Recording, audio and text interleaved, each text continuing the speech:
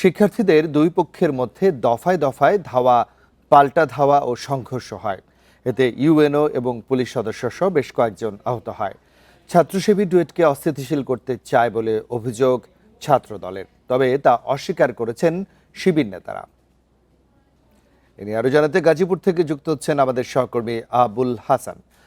হাসান, আজকে ক্যাম্পাসের পরিস্থিতি কেমন দেখছেন? আর এই যে উপাচার্য নিয়োগকে কেন্দ্র করে আসলে শিক্ষার্থীদের দুই গ্রুপের এই সংঘর্ষে আসলে তারা কি বলছেন? দেখুন, এখন ঢাকা প্রকৌশল ও প্রযুক্তি বিশ্ববিদ্যালয় ক্যাম্পাসে ব্লকেট কর্মসূচি পালন করছে সাধারণ শিক্ষার্থীরা, এবং সকাল থেকেই তারা মূল ফটকে এখানে তারা অবস্থান নিয়েছে এবং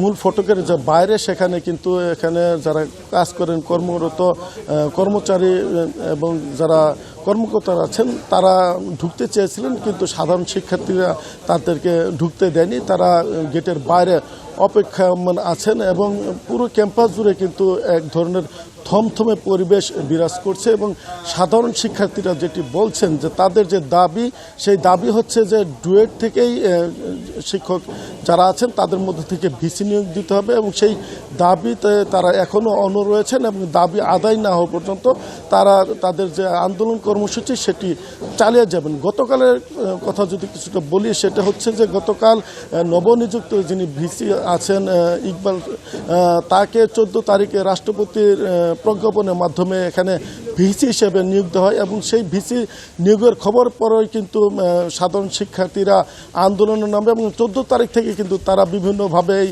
আন্দোলন কর্মসূচি চালিয়ে যাচ্ছিলেন। গতকালও তারা ক্যাম্পাসের ভেতর যখন অবস্থান করছিলেন তখন নবনিযুক্ত ভিসি ক্যাম্পাসে প্রবেশ করতে চাইলে সাধারণ এখানে ছাত্রদলের যারা নেতাকর্মী আছেন তারা তাকে স্বাগত জানাতে চান এবং পুলিশের সঙ্গে তারা ক্যাম্পাসে প্রবেশ করতে চান। এক পর্যায়ে দুই পক্ষের মধ্যে কিন্তু সংঘর্ষ হয় এবং ধাওয়া পাল্টা ধাওয়া ঘটে এবং বিকেল 3টা পর্যন্ত কিন্তু এই সংঘর্ষ হয়, এবং এখানে ইউএনও পুলিশ সহ অন্তত 15 জন আহত হয়েছেন বলে আমরা জানতে পেরেছি। আমি কিছুক্ষণ আগে গাজীপুর সদর থানার যিনি পুলিশ কর্মকর্তা আছেন তার সঙ্গে কথা বলেছিলাম।